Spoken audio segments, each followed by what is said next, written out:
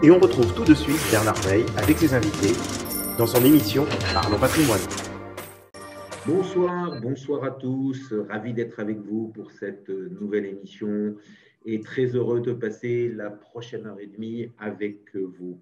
On démarre tout de suite avec notre édito, mon édito. Le confinement au Portugal se poursuit et notre mot d'ordre reste le même que la fois passée, soutien à nos restaurateurs et à nos commerçants.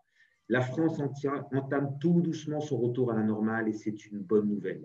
Les campagnes de vaccination s'accélèrent et cela devrait continuer de porter ses fruits en diminuant le nombre de cas graves et de décès. Et c'est encore une fois une très bonne nouvelle.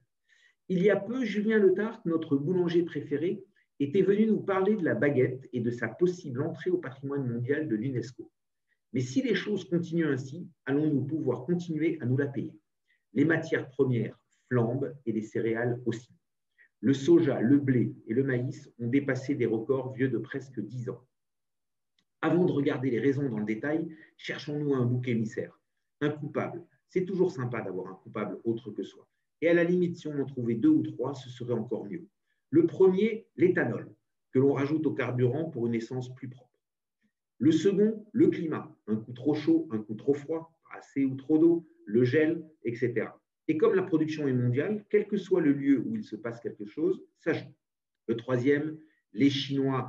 Allez, nos sacrés Chinois, ils sont toujours là. J'ai lu dans un article des Échos, journal que je recommande à tout le monde, soit dit en passant, que la Chine importait sans retenue et achetait sans compter pour nourrir et reconstituer son cheptel de porc décimé par la grippe porcine. En y réfléchissant à 2 fois, le responsable, c'est le monde qui change, qui avance et qui se transforme. Il y a une telle tension du fait d'une population si nombreuse et d'une croissance qui donne des envies de riches à tous, que plus rien n'est anodin et qu'au moindre changement, nous avons un effet papillon inattendu. Comment allons-nous pouvoir continuer à nourrir autant de monde en diminuant la quantité des terres arables, ou pour le moins sans les augmenter, car nous avons besoin de verre pour consommer le CO2 que nous produisons? Personne ne le sait.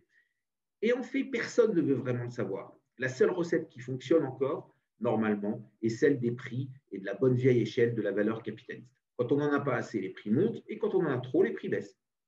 Et que se passe-t-il quand on en a vraiment pas assez? On se fait la guerre pour aller se servir, plus maintenant. Cela coûterait encore plus cher et cela raréfierait la production. On revient en arrière et on met moins d'éthanol dans l'essence. Pas possible, on a les accords de Paris et tous les accords pour le climat. Et ce n'est pas pour rire. Sans cela, la planète, elle risque d'exploser. On part coloniser une autre planète, si ce n'est pas pour aujourd'hui, et encore moins pour demain. Et comme on pourrait dire, ce n'est pas demain la veille non plus. Mais un jour, peut-être, un jour, probablement. On invente de nouvelles technologies pour produire plus avec moins, des fermes horizontales, de l'agriculture 3.0. C'est une bonne idée, mais cela finira en un cancer généralisé de l'humanité à force de faire n'importe quoi. On fait de la décroissance. Marc Toiti ne cesse de nous expliquer que la décroissance, c'est de la pauvreté et de la souffrance. Il faut transférer les priorités et croître en consommant et en produisant plus propre, tout en respectant un équilibre qui ne relève pas d'un billard à 3 bandes, mais d'un billard à 10 bandes au moins. Et vu comment la majorité des pays a géré le Covid, qui va croire qu'il serait capable de gérer quelque chose d'aussi complexe? Pas moi. Et vous? Mais attendez, la fois passée, je vous parlais d'inflation. Si les céréales augmentent, tous les produits à base de céréales vont augmenter, donc pratiquement toute la nourriture. Et comme c'est une part du panier, cela va créer de l'inflation, ou plutôt contribuer à son démarrage et en conséquence à la hausse des taux que nous voyons venir. En fait, elle est déjà là. Il faut juste un peu de temps pour qu'elle ruisselle. Et attention, le dollar n'est pas haut et les matières premières sont toutes cotées en dollars. Si lui venait à remonter, ce serait le double effet qui se coule et on risquerait un emballement. Tout à l'heure, je vous parlais de l'agriculture 3.0 et j'en entendais un ou deux ricaner gentiment. Eh bien, sachez que le plus grand propriétaire privé de terres agricoles aux États-Unis n'est autre que Bill Gates, fondateur de Microsoft, avec 100 000 hectares de terre. Lui, au moins, il est sûr de toujours pouvoir se payer une baguette. Quand les journalistes posent la question à Bill Gates de savoir pourquoi il a acheté autant de terres, il répond avec les mêmes raisons que j'ai évoquées au début de l'édito. Les biocarburants, de nouvelles semences au super pouvoir pour produire pour tous, et il a même parlé d'un sujet assez récurrent sur le fait qu'un jour, il nous faudrait peut-être choisir entre nous nourrir ou nourrir les animaux, et donc créer une viande végétale. C'est un autre sujet, un autre débat. Maintenant, il n'y a pas que la bouffe. Comment se comportent les autres matières premières? Eh bien, c'est pire. Les hausses sont vertigineuses. Tout monte. Je ne vais pas vous faire un inventaire à la Prévert, Mais je n'ai pas réussi à trouver une matière qui baissait. J'ai même rentré les mots-clés sur Google pour essayer d'en trouver une, peine perdue. On pourrait croire que c'est juste un rattrapage du fait qu'elles avaient pour la plupart baissé en 2020 lors de la survenance de la pandémie. Ce ne serait pas juste. Elles sont pour la plupart revenues au-dessus des prix de janvier 2020. Et cela devrait continuer du fait des plans de relance. L'ensemble de ces plans sont basés sur la création d'infrastructures, que ce soit des infrastructures classiques, routes, ponts, ou des infrastructures digitales, ou des services comme semble le privilégier la Chine. Covid ou pas Covid, nous sommes repartis pour produire. Si le virus est vaincu, comme je le crois, les leviers classiques de l'événementiel, de la restauration et du tourisme viendront renforcer les plans de relance par les infrastructures. Si le virus s'installe et nous oblige à jouer à cache-cache avec lui ou à des allers-retours sans fin sur des mesures de restriction, les plans de relance seront renforcés jusqu'à plus soif. Donc l'inflation est de retour et elle va s'installer. Mais rien de dangereux tant que la hausse des salaires ne viendra pas la renforcer. Pour finir, je souhaite répondre sans langue de bois à une question d'un auditeur sur l'immobilier. Il m'a demandé si l'immobilier allait finalement baisser ou pas. Il y a une tension à la baisse sur les loyers des petites surfaces due au ralentissement du tourisme, des Erasmus et autres courts séjours qui ont permis de remettre des logements destinés au court terme sur la location plus long terme. Ceci est venu se rajouter à une politique des villes défavorable à la location court terme. Cette tension ne se transfère pas sur les grandes surfaces et les locations court terme vont reprendre avec le retour à la normale ou avec une situation épidémique mieux maîtrisée. En conséquence, l'immobilier ne baissera pas réellement avant la remise en cause sérieuse de la politique monétaire accommodante. Dès la remontée des taux et la fin du déversement de liquidités par les banques centrales et les gouvernements, l'immobilier baissera. Vous donner une date est un exercice impossible. C'est maintenant à David et à son point marché de compétition. Bonsoir David. Bonsoir Bernard. Écoutez, je ne sais pas par où commencer parce que vous me donnez là vous posez presque une question, la date de cette remontée des taux d'intérêt. Alors je pourrais vous dire que je la connais, ça serait mentir, mais en tous les cas, on commence à voir se profiler au travers des discours des banquiers centraux au moins une ébauche de calendrier. Et ce qu'on peut vous dire, c'est que cette hausse des taux, elle n'est pas pour tout de suite, loin de là. Une raison assez simple, il y a quand même un stock de dettes assez énorme à financer et si les taux d'intérêt remontent trop vite, eh bien c'est tout cet équilibre qui risque de partir en sucette. Bien, ce que l'on voit en termes de calendrier en revanche, c'est que ce que la Fed regarde, c'est l'emploi avant tout et la situation sanitaire.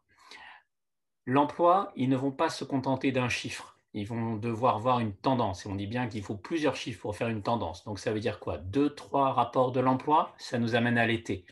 Et à l'été, qu'est-ce qu'on commence à faire? On commence à parler, on commence à discuter et on commence à préparer les marchés. Donc probablement, on peut commencer à voir un début de durcissement monétaire, probablement vers la fin de l'année au plus tôt. Alors, si on en revient à nos marchés financiers, ces marchés, ils sont toujours en grande forme, hein, même si on a l'impression que l'euphorie se calme un peu, pour laisser place non pas à de l'exubérance irrationnelle, mais à de l'optimisme rationnel.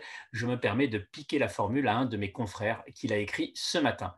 Depuis le début de l'année, les indices actions des pays développés sont en hausse d'à peu près 12% quand on les mesure en euros. Si on met de côté les marchés émergents et le Japon, on peut dire que les performances sont assez homogènes. Homogènes également en termes de style, puisque les écarts entre le style value et croissance, un débat qui nous tient à cœur dans cette émission, eh bien cet écart a plutôt eu tendance à se résorber ces derniers temps. Alors, on est en pleine saison des résultats. Les entreprises sont en train de publier les résultats du premier trimestre. Eh bien, ces résultats sont tous les uns meilleurs que les autres. Et la bonne nouvelle, c'est que tout ne vient pas des GAFA.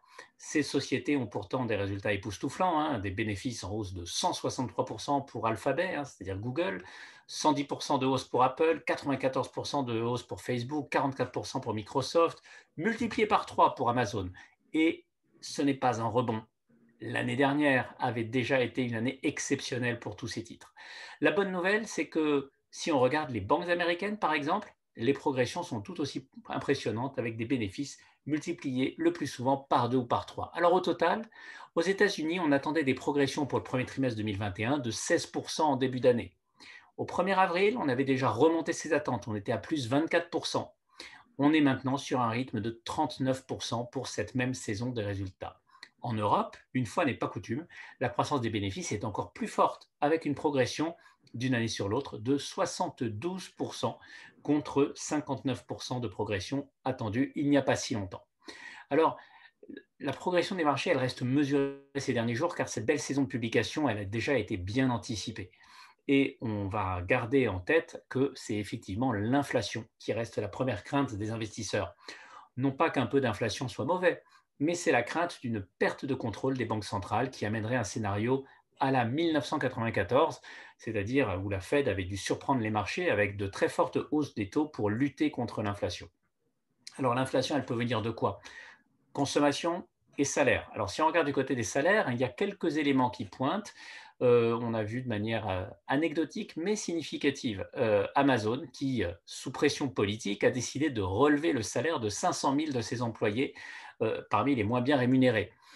À plus large échelle, l'impact des plans Biden et de l'argent qui a été rendu aux ménages, le revenu disponible des ménages grâce aux chèques qui ont été renvoyés a bondi de 21% en mars. C'est du jamais vu.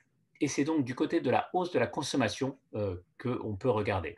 Alors ceux qui pensaient ou qui pensent encore qu'une très large partie de cet argent devait être épargné, eh bien, les chiffres leur donnent déjà tort. Alors, c'est vrai que peut-être que ça a été placé en bourse, mais c'était placé en bourse tant que les magasins étaient fermés. Là, maintenant que l'économie commence à ouvrir, on voit les chiffres qui sont extrêmement clairs. Et il est vrai que l'amélioration du marché de l'emploi, même si elle se fait de manière rapide, pourrait résulter dans la baisse finalement de cette épargne de précaution. Et on pourrait se regarder, et quoi, se rendre compte, bien entendu, que tout cela va tirer la croissance, et pas seulement la croissance américaine, puisque les consommateurs américains consomment de tout et pas uniquement du Made in America. Alors pour l'inflation, ça me paraît assez clair. On va bien entendu dépasser les 2%. C'était voulu, c'est assumé par la Fed. Yellen nous a même dit il n'y a pas si longtemps que l'inflation n'était pas un problème et qu'elle savait très bien comment lutter contre. On se souvient que les banques centrales sont toujours plus à l'aise à lutter contre l'inflation que essayer de se sortir de la déflation. Alors, avant de vous quitter, un petit mot de notre vétéran de l'investissement, Warren Buffett, qui a tenu son assemblée générale de Berkshire Hathaway. Il a été interrogé pas mal de sujets. Il y a 3 choses qui ont retenu mon attention. La première, toujours sur le sujet de l'inflation, Warren Buffett nous fait une véritable remontée de terrain. Il nous dit les sociétés que j'ai en portefeuille, elles augmentent leur prix de vente. Donc effectivement, Bernard, vous avez raison quand vous disiez que cette inflation, elle est déjà présente. Il faut juste qu'elle prenne un peu plus d'ampleur, qu'elle devienne un peu plus visible. Mais il y a déjà des hausses de prix et des hausses de prix assez significatives. Deuxième, beaucoup plus intéressant, c'était l'énorme coup de gueule de Warren Buffett quand on l'a interrogé sur le Bitcoin. Il a botté en touche et il a laissé le soin à son associé de 97 ans, Charlie Munger, qui a expliqué vent debout que c'était une monnaie qui était utile aux kidnappeurs, aux extorqueurs et à tout ce qui s'ensuit, et que c'était tout simplement contraire aux intérêts de la civilisation. Point barre. Alors, bon, on va tempérer un petit peu les ardeurs de ces deux jeunes investisseurs en rappelant qu'en 2004, Warren Buffett avait expliqué que Google ne valait pas un copec et que ce n'était pas une véritable société. Enfin, dernier point, troisième point qui est quand même très intéressant, c'est un autre coup de gueule de nos investisseurs favoris contre les SPAC. On a parlé de ces coquilles vides qui sont en train de drainer énormément d'argent. Donc le principe du SPAC, vous donnez de l'argent à des investisseurs qui vous disent juste « confiez-moi l'argent, je trouverai des cibles, je trouverai des acquisitions et vous allez voir, tout va bien se passer ». Donc en gros, c'est un chèque en blanc. Et donc, bien entendu, Warren Buffett a dit que ce n'était pas de bons investissements, ces SPAC. Ce n'est pas très étonnant. Il ne faut pas oublier que aussi bien Warren Buffett que Charlie Munger ont passé leur vie à analyser des bilans et des comptes de résultats, à vouloir voir des preuves tangibles de génération de cash flow et de génération de bénéfices. Et dans un SPAC, tout ce que vous avez, c'est une promesse. Voilà pour le moment. En tous les cas, c'est très rassurant de voir qu'à 90 ans et 97 ans, ils étaient en pleine forme, ce qui nous laisse, Bernard, à vous et à moi, une belle perspective. Merci David, merci David. Et juste pour rebondir, j'ai deux questions à vous poser, mais je vais juste rebondir sur ce que vous avez dit. Et ça me fait penser à mon père qui avait à peu près l'âge de Warren Buffett et qui disait, si Ronald Reagan a pu être président des États-Unis à 70 ans, moi à 80 ans, je peux encore faire pas mal de choses. Donc voilà, voilà pour les jeunes. Alors, je voudrais revenir sur les SPAC. Vous en pensez quoi, vous, en fin de compte? Parce qu'on fait un chèque en blanc, mais on ne fait pas un chèque en blanc à n'importe qui. Quand vous avez des gens comme Xavier Niel ou des Bolloré qui viennent et qui vous disent, voilà, nous, on va faire du business dans ce domaine, on sait ce qu'ils ont fait dans leur vie, on sait ce qu'ils ont fait avant, et à la limite, surpayer pour avoir le droit de s'associer à un Niel, à un Bolloré ou à d'autres gens qui ont prouvé de quoi ils étaient capables, why not? Alors, effectivement, c'est véritablement deux types d'investissements très différents et qui correspondent à deux types d'investisseurs très différents. Vous allez avoir des investisseurs qui aiment déléguer et qui se disent qu'effectivement, s'ils ne s'associent pas à ce genre de personnalité, ils n'arriveront jamais à accéder à ces opportunités d'investissement. Donc, autant mettre une partie de son épargne là-dessus. C'est un petit peu ce que vous faites lorsque vous allez acheter un fonds de private equity, que ce soit pour des raisons fiscales ou autres, ou pourrais même aller plus loin, c'est ce que vous faites lorsque vous achetez un OPCVM, puisque finalement, un OPCVM, vous confiez de l'argent à un gérant de portefeuille qui va décider tout seul ce qu'il va acheter. On va juste dire que il y a certains investisseurs qui vont vouloir être sûrs et certains qu'il n'y a pas d'excès, qu'on ne paye pas juste, qu'on n'achète pas juste une réputation, et d'autres qui vont se sentir assez à l'aise justement et voire flattés de co-investir avec ces grands investisseurs dont vous avez cité le nom. Mais encore une fois, donc tous ces SPAC, il y a énormément d'argent qui se dirige là-dedans, et je pense qu'effectivement, le seul critère d'investissement lorsqu'on choisit ces SPAC, c'est la qualité des gens qui vont diriger ces SPAC et bien entendu la qualité de leur réseau, leur capacité à trouver les bons dossiers et à avoir accès à ces bons dossiers à des prix raisonnables. D'accord. Je reviendrai sur mes questions un peu plus tard pour pas qu'on perde de temps. Et juste la remarque que je voulais faire, globalement, donc moi, je fais partie des actionnaires de Berkshire Hathaway. J'en ai proposé aussi à mes clients, beaucoup de mes clients en ont. Tout le monde a acheté sur la base de la réputation de Warren Buffett. C'est-à-dire que personne ne sait ce que Warren Buffett va faire dans 6 mois, dans 3 mois ou dans un an. Tout le monde sait qu'il a beaucoup de cash, ça il le publie, mais tout le monde achète. Enfin, c'est même pas un fonds, c'est l'action Berkshire Hathaway en se disant Warren Buffett est un tellement bon investisseur et un tellement bon financier que même s'il peut se tromper sur 3 ou 6 mois, sur 2, 3 ou 4 ans, il ne se trompera pas.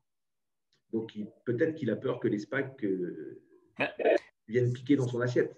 Ça monopolise, voilà, c'est ce que j'allais vous dire, ça monopolise beaucoup d'argent et donc ça en laisse un peu moins disponible pour Berkshire Hathaway. Voilà. Merci David. C'est maintenant au tour de David Meloul et de David Verga de Varenne Sélection, de Varenne Capital Partner. Bonsoir David. Bonsoir Bernard. Bonsoir, Écoutez, Bernard. merci de nous donner l'occasion de dire quelques mots ce soir sur Varenne Capital. Alors, je suis David Viersba, en effet, on est deux David. Je suis directeur du développement de Varenne Capital et je vais introduire Varenne avant de laisser la parole à l'autre David, Meloul, qui est directeur général de Varenne et qui est membre du comité d'investissement, donc qui vous expliquera un peu plus en détail comment est-ce que la gestion chez Varenne est travaillée.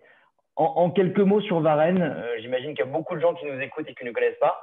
Varenne Capital Partners est une société de gestion entrepreneuriale. On n'est plus très nombreux dans ce cas-là, donc on est toujours très fiers de le dire et de le clamer. Donc, entrepreneurial détenu par son équipe dirigeante et qui existe depuis 2007. Aujourd'hui, on gère 2,7 milliards d'euros.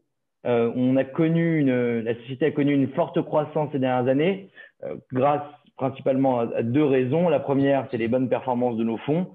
Et la deuxième, c'est une collecte importante puisqu'on a de plus en plus de clients qui nous font confiance. Donc, ça nous a amené aujourd'hui à 2,7 milliards d'euros. On est 32 collaborateurs chez Varenne. L'équipe s'est agrandie au fur et à mesure que la société a grandi, dont 13 personnes uniquement à la gestion. Donc, on a 13 personnes chez nous, peut-être qu'on y reviendra tout à l'heure, dont le métier, c'est exclusivement de gérer les fonds et à la fin, d'apporter à nos clients les meilleures performances possibles à travers ces véhicules d'investissement. Et enfin, donc on a une gamme de fonds très resserrée puisqu'on gère 4 fonds, dont 3 fonds de droit français. David y reviendra, mais nos fonds partagent les mêmes stratégies de gestion qui sont communes à tous ces fonds et elles ont toutes le même objectif qui est de délivrer une performance d'excellence dans la durée avec le minimum de prise de risque nécessaire à l'obtenir. Donc ça, c'est vraiment l'objectif de la gestion Varenne Capital. Et je vais laisser David Mellul vous introduire la gestion et vous expliquer un petit peu comment est-ce qu'on travaille. Alors, je vais introduire David Mellul. David Mellul, vous avez 39 ans et vous avez rejoint l'entreprise à son démarrage en 2003. Vous êtes directeur général de Varenne Capital Partners et membre du comité d'investissement. À ce titre, vous intervenez pour l'ensemble des fonds et des stratégies. Votre gamme est resserrée, elle s'articule autour de 4 fonds, dont 3 de droit français, qui s'expriment assez simplement Varenne Valeur, Varenne Global et Varenne Sélection. Ce qui est particulier, c'est que la stratégie est la même et les règles de construction de portefeuille sont différentes. Alors, je vais vous donner la parole et vous allez nous expliquer ça. Commençons par la stratégie, si vous voulez bien. Avec plaisir. Bonsoir à toutes et à tous. Merci Bernard pour cette introduction. Alors effectivement, une des particularités de Varenne, c'est effectivement, comme vous le disiez, cette proposition de gestion, la stratégie de gestion, puisque la majorité des fonds reposent sur une stratégie. L'objectif est d'avoir une expertise forte et d'essayer de performer dans cet environnement. La particularité de Varenne, c'est qu'en fait, nous considérons que les cycles se succèdent et changent de façon assez rapide dans le monde actuel. Et donc, finalement, la meilleure proposition de gestion est peut-être un assemblage de plusieurs expertises. Autour d'une stratégie cœur, socle de notre gestion qui est une poche longue action, ça veut dire quoi? C'est-à-dire qu'en gros, on va essayer d'identifier des entreprises d'excellente qualité. Vous parliez tout à l'heure de Warren Buffett, effectivement, en s'inspirant des plus grands dont Buffett fait indéniablement partie, eh bien, on peut essayer d'identifier des entreprises qui sont très bien positionnées dans des secteurs où on peut considérer qu'il y a ce qu'on appelle des barrières à l'entrée, c'est-à-dire qu'il est difficile de venir leur contester leur leadership. Donc, ces entreprises-là, en général, elles sont chères. L'objectif est donc, d'une part, de réussir à les identifier, d'autre part, de réussir à les acheter avec une décote importante par rapport à notre estimation de ce qui est la bonne valeur de l'entreprise. J'essaie d'éviter les anglicismes. Et donc, cette stratégie socle, elle est toujours présente dans notre gestion et elle est présente dans tous nos fonds. Toutefois, il peut y avoir des phases de marché, comme on a pu connaître par exemple, sans aller très loin, en mars 2020, où toutes les entreprises qui étaient cotées en bourse, globalement, les marchés actions se sont effondrés de façon indifférenciée, extrêmement violente et extrêmement rapide. Et là, vous pouviez avoir de très belles entreprises ou des entreprises de moins bonne qualité. Et de toute façon, vous alliez être emporté par l'inertie et la violence du mouvement. Et c'est pourquoi, fort de ce constat que nous avions fait dès le départ, nous avons essayé d'associer à cette stratégie core 3 stratégies qui viennent en complément et qui ont vocation finalement à prendre le relais dans la génération de performance ou dans la préservation du capital dans certaines phases de marché. Dit autrement, sur une longue période, le principal vecteur de génération de performance est probablement l'investissement de long terme dans des sociétés de très bonne qualité. Mais on ne peut pas s'extraire des phases de marché et donc on a développé 3 stratégies que je cite. Une stratégie short, donc l'objectif c'est de prendre des positions vendeuses sur des sociétés qu'on va considérer comme traitant avec à prime, c'est-à-dire trop cher par rapport à notre estimation de ce qui est la bonne valeur de l'entreprise. Vous pouvez nous donner un exemple de valeur? Très difficile. Normalement, on ne communique pas, mais alors je vais donner un exemple qui peut parler peut-être pour ceux qui ont suivi l'actualité. Le cas par exemple de NMC, qui était une entreprise qui cotait à Londres, qui était une entreprise du Moyen-Orient, de Dubaï, qui était un réseau de cliniques pour lesquelles il avait été identifié la possibilité qu'il y ait une fraude sur les comptes. Le titre avait beaucoup baissé en bourse et après qu'il ait beaucoup baissé, ce qu'on a observé, c'est que les dirigeants passaient à la vente de façon extrêmement importante sur leur propre titre au capital de l'entreprise. Là, je vous réponds en faisant d'une pierre deux coups. Voilà le nom d'une entreprise et voilà une expertise qu'on a développée chez Varenne, l'analyse du comportement des dirigeants au capital de leurs entreprises. C'est un signal qui est extrêmement intéressant parce qu'en réalité, les dirigeants qui sont actionnaires de leur entreprise ont évidemment des informations que nous n'avons pas, nous, actionnaires minoritaires. On considère qu'il y a donc une asymétrie d'informations entre eux et nous. Et finalement, voir ce qu'eux font au capital de leurs entreprises, c'est un signal qui peut être intéressant. C'est un signal qui est intéressant sur l'investissement de long terme, mais ils peuvent se tromper parce que tout le monde n'est pas Warren Buffett. En revanche, lorsqu'il passe à la vente, c'est beaucoup plus puissant parce qu'un dirigeant qui se désengage de son entreprise, on le comprend, c'est totalement contre-intuitif. NMC, par exemple, après qu'ils aient été accusés de malversation comptable, l'équipe dirigeante s'est mise à vendre de façon extrêmement forte, après que le titre ait perdu 50%. Voyant tout cela, par l'analyse fondamentale et par l'analyse comportementale, nous avons initié une position vendeuse sur l'entreprise qui a été jusqu'à la faillite. Donc voilà comment on peut extraire de la valeur, générer de la performance pour nos investisseurs par de la gestion de conviction dans une phase de baisse de marché par un autre canal de détection que la seule analyse fondamentale d'une entreprise. Donc, cette expertise-là, nous l'avons développée chez Varenne en 2014. On a une équipe qui est dédiée et une autre particularité, au-delà de notre stratégie de gestion, c'est que je commençais à citer les 4 stratégies que nous avons, mais évidemment, c'est déjà très difficile d'être performant, on va dire d'être légitime dans un domaine d'expertise. Mais alors, quand on en assemble 4, ce serait prétentieux de vous dire que la même personne saurait être un expert ou une experte dans chacune des 4 stratégies. Et donc, nous avons créé chez Varenne 4 stratégies de gestion indépendantes. Et lorsqu'on dit que je suis membre du comité d'investissement, c'est juste que je fais partie du comité qui supervise ces 4 stratégies.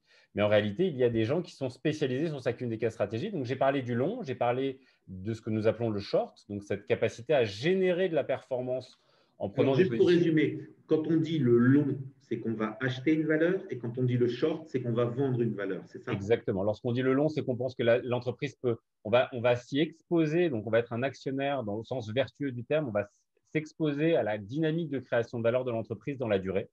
Donc, on a vraiment un horizon d'investissement de long terme.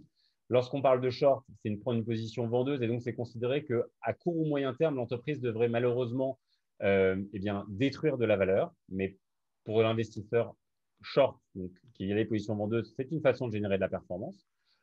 Autre stratégie chez Varenne qui permet également de préserver le capital dans des phases de baisse et de générer un supplément de performance, c'est l'arbitrage d'inefficience de marché dans des opérations de fusion ou d'acquisition. Quand une opération est annoncée, qu'il y a clairement une cible et un acheteur, que les conditions sont publiées, qu'elles sont accessibles à tous, il peut y avoir malgré tout une inefficience de marché. Vous pouvez venir récupérer, finalement acheter une action de la cible pour un petit peu moins cher que ce que l'acheteur est prêt à payer. Donc, vous achetez la cible avec une décote, vous portez la position et vous la vendez à celui qui a initié l'OPA ou l'OPE. Et vous pouvez extraire comme ça de la performance en profitant, en captant des inefficiences de marché. C'est une stratégie qui a l'avantage d'être peu corrélée aux tendances de marché. Donc, si le marché baisse, eh bien, c'est globalement agnostique pour la génération de performance. C'est moins vrai si le marché s'effondre complètement, mais c'est une autre façon de générer de la performance et de préserver le capital de nos investisseurs dans des phases de baisse parce qu'effectivement, ils ne vont pas être emportés sur cette stratégie-là, du moins, ils ne devraient pas être emportés dans la baisse. Quelque chose que vous avez fait sur Suez, par exemple, sur la récente affaire Suez-Veolia, vous avez traité ce sujet de cette manière-là? Non, on n'a pas traité le sujet de cette manière-là parce que ça reste une stratégie qui est risquée et dont l'intérêt de nos investisseurs, on ne s'expose que sur des opérations qui sont annoncées et amicales. Ça veut dire quoi? Annoncer, effectivement, là, dans le cas d'espèce, c'était annoncé. Mais amical, ce n'était pas le cas. C'est une offre qui était non sollicitée, qui au départ était hostile, qui après a été reconstruite complètement pour au final obtenir le feu vert de la cible, de l'équipe dirigeante de la cible. Mais le risque de non-événement, donc le risque de non-matérialisation de l'opération est trop élevé dans cette configuration-là. Ce que nous cherchons, c'est lorsque ce sont des opérations qui sont amicales en ce sens que les équipes dirigeantes de l'acheteur et de la cible vont travailler main dans la main pour essayer de faire aboutir ce projet. Et si vous avez une équipe dirigeante, les équipes dirigeantes qui travaillent ensemble, que le travail a été bien fait en amont, la probabilité que cela se passe bien est très élevée. Ajoutez à cela une couche d'analyse de nos équipes et des exigences de rentabilité. Et alors, normalement, on doit se préserver, se prémunir tant que faire se peut des risques de perte en capital, des risques de casse, puisque l'objectif de cette stratégie, c'est vraiment d'aller chercher un supplément de performance. Mais nous évitons du mieux qu'on peut les opérations à risque qui pourraient induire une perte en capital pour nos investisseurs. L'idée là n'est vraiment pas d'aller chercher un risque supplémentaire, mais d'aller chercher une asymétrie favorable et donc d'aller chercher un rendement supplémentaire. Là, dans le cas que vous citiez, il y avait une probabilité de non-événement. En plus, il y avait une dimension politique qui est très dure à analyser, donc on était resté à l'écart de cette opportunité.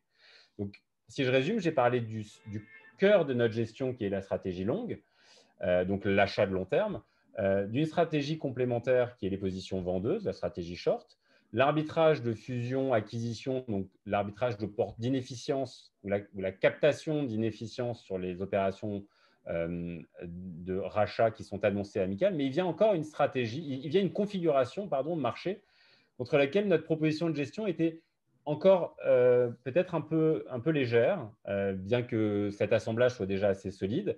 C'était la configuration dans laquelle les marchés pourraient s'effondrer, comme on a connu encore une fois en mars 2020. Quand les marchés baissent de façon très très forte, comme on a connu en mars, la poche core est emmenée dans la baisse. Alors, la poche core, vous me définissez ce que c'est une poche core? La poche core, c'est la poche centrale de ma gestion, c'est cet investissement de long terme. C'est cette dynamique qui, normalement, doit créer le plus de valeur dans le temps, mais qui, effectivement, quand le marché baisse de façon aussi violente, tout est emmené de façon indifférenciée. Alors, j'ai d'autres moteurs qui prennent le relais. J'ai parlé du short, mais il y a des interdictions réglementaires parfois de prendre des positions vendeuses quand le marché est assez agité, ce qui peut rendre suboptimale la génération de performance de cette stratégie, mais qui va quand même contribuer. L'arbitrage dont j'ai parlé tout à l'heure, la stratégie d'arbitrage de fusion-acquisition, quand le marché baisse de façon très, très importante, le marché devient très méfiant. Et même les opérations les plus solides, annoncées et amicales, les opérateurs commencent à s'en méfier. Et donc, malheureusement, il commence à y avoir une forme de corrélation dans la baisse. Et donc, la proposition de gestion pouvait être perfectible. Et donc, nous avons ajouté une quatrième stratégie. C'est vraiment une spécificité Varenne, c'est une stratégie de couverture contre des risques macroéconomiques extrêmes. C'est un peu barbare, ça veut dire quoi? Ça veut dire qu'à la base, derrière chaque investissement, vous avez une thèse d'investissement. C'est-à-dire que vous avez construit un scénario sur lequel vous souhaitez vous exposer. Lorsque le marché baisse de façon extrêmement forte, c'est peut-être qu'il y a eu une mutation ou un changement dans l'environnement macroéconomique.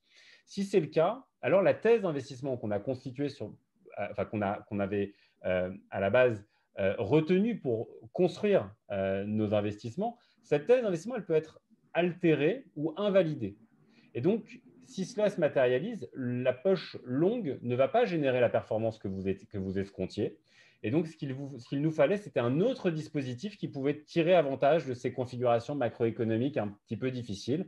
Et donc, c'est cette quatrième stratégie qui vient en complément. Et donc, si je résume, la gestion Varenne, c'est un socle avec la prise de position de long terme dans des sociétés de très bonne qualité qu'on va acheter avec une décote importante. S'ajoute à ça la possibilité de recourir à la prise de position vendeuse si on trouve des actifs qui semblent traités à prime. S'ajoute également à cela l'arbitrage ou la saisie d'inefficience de marché sur les opérations les plus probables de fusion ou d'acquisition.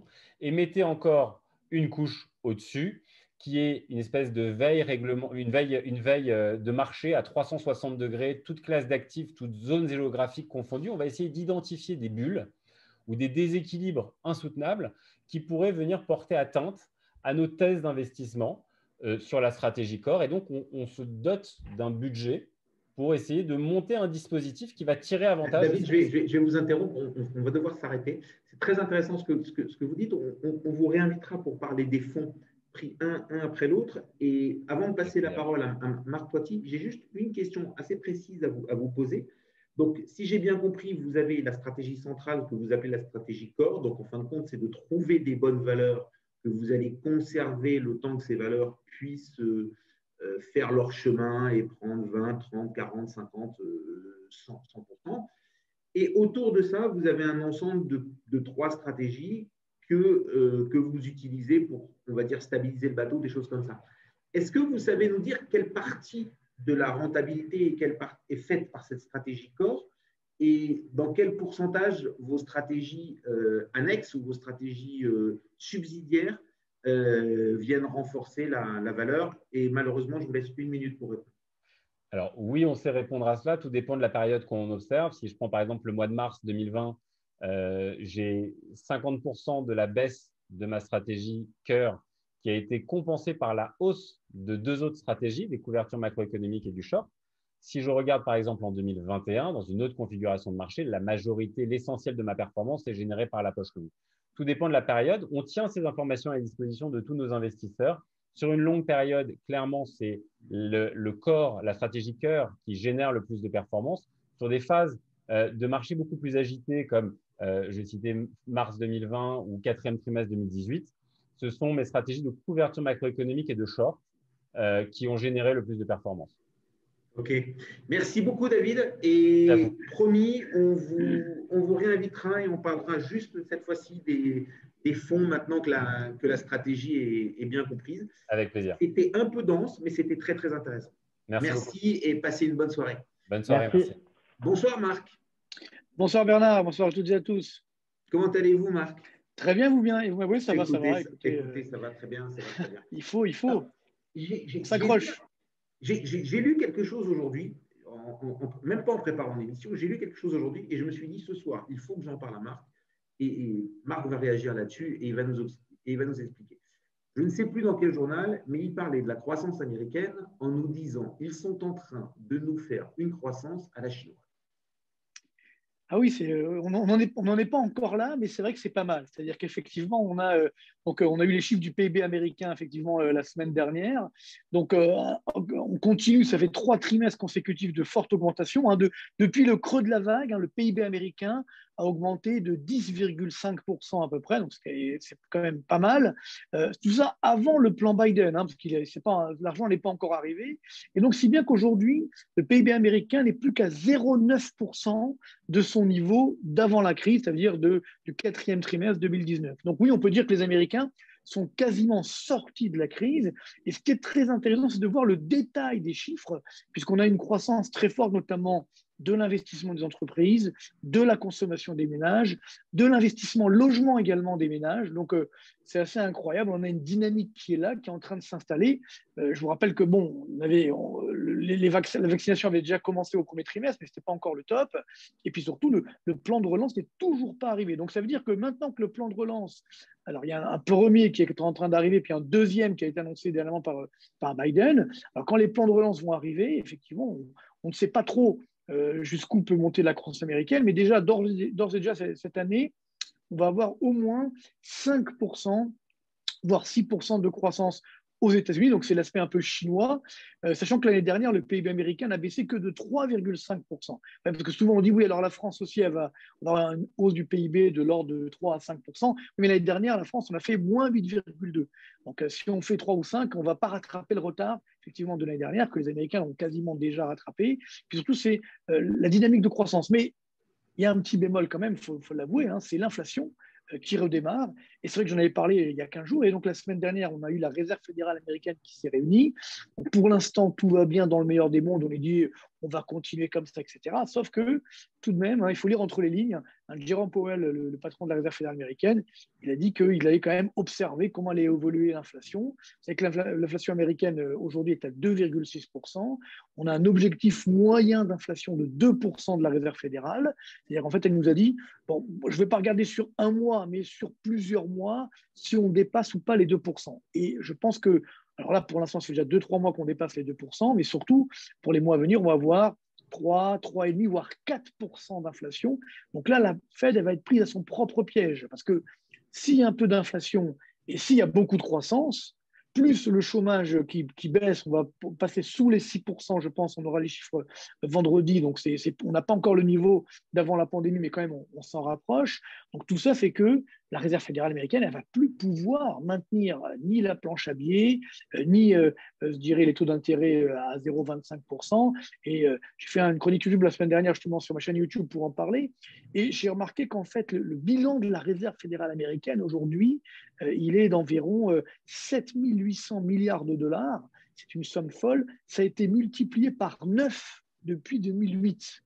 Et 92% de ce bilan de la Réserve fédérale, ce sont des titres de dette. C'est ça la planche à billets. C'est que la Réserve fédérale, elle a acheté de la dette publiques, mais également privées. Donc, c'est vrai que pour l'instant, ça a marché, mais malheureusement, le contre-coup, ça risque d'être un petit peu de l'inflation. Et donc, on le voit, les taux d'intérêt des obligations d'État qui augmentent, qui vont encore augmenter. Donc, la sortie de crise va être délicate. Il faut bien prendre conscience que cela, qu'il y a de la croissance, mais après, quand on va enlever la perfusion de la Réserve fédérale américaine, ça risque d'être un petit peu compliqué. Alors, sur la dette que cette réserve fédérale a achetée, donc bon, la dette publique, c'est la dette du pays, c'est la dette des États-Unis. Et sur la dette privée, c'est une dette de qualité, c'est une dette moyenne, c'est une mauvaise dette. Il y a un peu de tout. On sait un peu de tout. Alors, je creuse, parce qu'en fait, la Réserve fédérale ne dit pas tout. Elle nous dit simplement qu'effectivement, 92% de ces sommes, ce sont des titres de dette. Et d'ailleurs, j'ai découvert, c'est qu'on l'oublie souvent, mais vous savez, les réserves d'or à la Banque centrale, ce n'est plus que 11% de son bilan. Que dis-je? Ce n'est plus que 7% de son bilan. C'est rien, c'est ce que je veux dire. Donc, vous vous souvenez quand le dollar était basé sur l'or, jusqu'aux années 70, là maintenant, évidemment, tous les dollars dans le monde, on est très très loin des réserves d'or qu'il y a effectivement à la réserve fédérale. Donc voilà. Donc, on a bien sûr la dette d'État, puis on a également de plus en plus de dettes privées, alors d'entreprises, mais également parce que la Réserve fédérale avait déjà le permise lors de la précédente crise de Lehman Brothers et des subprimes, d'avoir également des titres de dette immobilière, hypothécaire. Donc là, évidemment, c'est un peu plus dangereux. Donc c'est vrai qu'avant la pandémie, en 2019, elle avait commencé à vendre une partie de ses dettes un petit peu pourries, entre guillemets. Donc elle avait fait le boulot, si vous voulez. Le problème, c'est que maintenant, ça a redémarré. Alors, je vous invite à voir le graphique, il est incroyable. C'est qu'en 2020, on voit l'explosion, effectivement, de ce bilan de la Réserve fédérale américaine, avec donc notamment, pour l'instant, pour la crise de 2020, c'est surtout des dettes publiques quand même qu'elle a mises à son bilan. Mais bon, là aussi, c'est toujours pareil. Si la croissance revient, tant mieux, ce qui est pour l'instant le cas aujourd'hui. Et attention, si les États-Unis commencent à avoir un peu plus d'inflation, que les taux d'intérêt des obligations d'État augmentent, ça risque de freiner un petit peu la machine. Alors, dans son point marché, David Calfon disait que, à la bonne surprise de tous, ces chèques qui ont été envoyés aux Américains, ces chèques qui ont été distribués, beaucoup disaient qu'ils allaient être épargnés ou qu'ils allaient être investis en bourse. Et David nous disait que les chiffres montrent que d'abord, ils n'ont pas été autant épargnés que ça et qu'ils ont été investis en bourse le temps où les magasins étaient fermés. Mais maintenant que les magasins réouvrent, on le voit venir. Il rajoutait à ça une phrase de Warren Buffett qui lui disait que les sociétés dans lesquelles il était actionnaire avaient déjà commencé à augmenter leur prix. Donc, si on achète, si les prix ont augmenté, si la consommation tourne, les prix montent, ça va amener du moulin à l'inflation. Et là, j'ai envie de vous prendre un peu, vous, à votre propre piège. Ce n'est pas déjà plié, cette inflation ? Non, elle n'est pas du tout dans les chiffres. Et pour l'instant, je vous le dis, on a 2,6-3% d'inflation. Déjà, si on regarde, vous savez, les prix à la production. Donc, les prix à la production, c'est les entrants dans le cycle de production. Donc, c'est avant les prix à la consommation. Là, on est déjà à 4,2% d'inflation, de glissement annuel des prix à la production. Donc ça, ce n'est pas encore dans l'inflation. C'est-à-dire que c'est très bien corrélé. C'est-à-dire que les prix à la production annoncent les prix à la consommation de demain, donc la vraie inflation. Donc là, on peut tout à fait, effectivement, atteindre des niveaux de 4% d'inflation. Ça, ce n'est pas du tout dans les marchés. Et surtout, c'est ce qu'a dit Jérôme Powell la semaine dernière, il a pris un risque à mon goût, c'est-à-dire qu'il a dit que de toute façon, il y avait un petit pic d'inflation et que ça allait partir à la baisse. Ça, c'est un risque parce que tous les indicateurs avancés de l'inflation dans le monde, notamment l'indice CRB des matières premières, ou ce qu'on appelle également l'indice ARPEX. Vous savez, l'indice ARPEX, c'est les coûts des porte-conteneurs. Ça ne cesse d'augmenter. Là aussi, il faut voir le graphique, c'est impressionnant. On dirait une ligne droite. On est à un plus haut depuis 2005. Et ça non plus, ce n'est pas encore effectivement dans les prix. Par contre, c'est vrai que la bonne nouvelle, je suis d'accord, c'est que les Américains ne sont pas des Français. C'est-à-dire que finalement, dès qu'ils ont des aides, eux, ils consomment. Nous, souvent, quand on a des aides, on a du mal à consommer. On l'a vu l'année dernière, on a beaucoup épargné, nous les Français. Alors, on verra la fin de l'histoire. Moi, je pense qu'au total, sur l'ensemble des aides qui ont été données aux Français sur 2020-2021, je pense que l'épargne des Français va augmenter entre 150 et 200 milliards d'euros. C'est quand même énorme. C'est les 3/4 finalement de ces aides. Donc là aussi, aux ménages, pas aux entreprises, bien sûr. Et bon, maintenant, on va voir quand on espère bientôt réouvrir en France. Est-ce qu'on va autant consommer? Je suis moins sûr. Par contre, ça, c'est quand même plus dans la culture américaine. Comme ils ont très peu d'aides habituellement, dès qu'ils en ont, là, ils les utilisent. Donc c'est vrai qu'ils ont beaucoup d'aides aujourd'hui, des aides qui sont assez colossales et qui ne font que commencer. Les Américains, effectivement, ont tendance à consommer. Et maintenant, on va voir la vraie aide, entre guillemets, qui n'est plus une aide, c'est l'emploi. C'est-à-dire l'emploi qui s'améliore. Nous ne sommes plus qu'à 8 millions d'emplois, hein, pour retrouver le niveau. On a recréé 8 millions d'emplois. Donc là, c'est pas mal. On n'a plus qu'à 8 millions d'emplois pour retrouver le niveau effectivement qu'on avait d'avant-crise. Mais bon, ça arrive très, très vite. Donc, ça veut dire que là, on a un taux de chômage qui est à 6%. On sera, je pense, à 5,8% pour les chiffres du mois d'avril qui sortiront là, vendredi prochain. C'est-à-dire que là, effectivement, les ménages vont encore consommer. Et là, ils auront des vraies raisons. Ce n'est pas simplement des aides, c'est parce qu'il y a de l'emploi, des salaires qui augmentent. Et ça, c'est, on va dire, c'est la meilleure des aides, entre guillemets. C'est qu'on ait des vrais emplois. Parce que les aides, c'est extrêmement dangereux. Et moi, je suis plus inquiet pour ce qui se passe en France ou en Europe, où effectivement, quand on va enlever toutes les aides, alors là, ça va être un petit peu plus compliqué parce que la reprise de l'emploi, malheureusement, elle n'est pas encore là. Alors, donc, aux États-Unis, on a une inflation à 2,6. C'est quasiment plié qu'on va arriver à 3. Donc, elle va continuer à monter du fait des indicateurs avancés. Cette inflation, elle va automatiquement ruisseler sur l'Europe, ou on pourrait se décorréler des États-Unis en matière d'inflation et nous rester avec une inflation beaucoup plus faible? Alors, le problème, c'est que l'inflation, encore une fois, je crois que je l'ai déjà dit, je ne sais pas, parce que je l'ai tellement dit, mais je ne sais pas si c'est chez vous, c'est comme le cholestérol. Hein, c'est-à-dire qu'il y a la bonne et la moins bonne. Donc, il y a la bonne inflation, celle qu'on voit aujourd'hui aux États-Unis, qui est liée notamment à la dynamique de la demande intérieure. Ça, c'est bon. Il y a effectivement de la consommation, du chômage qui baisse, des revenus, des salaires. Donc, quand les prix augmentent, on peut les supporter, on peut digérer. Puis il y a la mauvaise inflation, celle que nous sommes notamment en train de vivre chez nous en Europe, qui est justement liée à des facteurs exogènes, liés notamment à l'indice des matières premières, à l'augmentation des coûts des matières premières. Et si derrière l'emploi n'est pas là et que les salaires n'augmentent pas à l'aune de l'augmentation des cours des matières premières, alors là, ça va effectivement nous coûter cher. Et encore une fois, il faut regarder les chiffres. Hein. On est sur une inflation aujourd'hui, prenez l'Allemagne, hein, à 2%. La France, on est à 1,3%, donc un petit peu en retard, mais ça veut dire elle commence à augmenter cette inflation, alors que nous, on n'a toujours pas de demande. Donc, c'est tout le problème, c'est qu'on va suivre ce mouvement. Et d'ailleurs, parallèlement, on l'a vu la semaine dernière, les taux longs, les taux des obligations d'État commencent à augmenter. La France, ça y est, depuis la semaine dernière, on est largement passé en positif. Ça fait déjà plusieurs semaines que ça arrivait de temps en temps, mais ça a duré une journée. Ça fait une semaine que ça dure. Et tout à l'heure, le taux à 10 ans de l'État français était à 0,2%.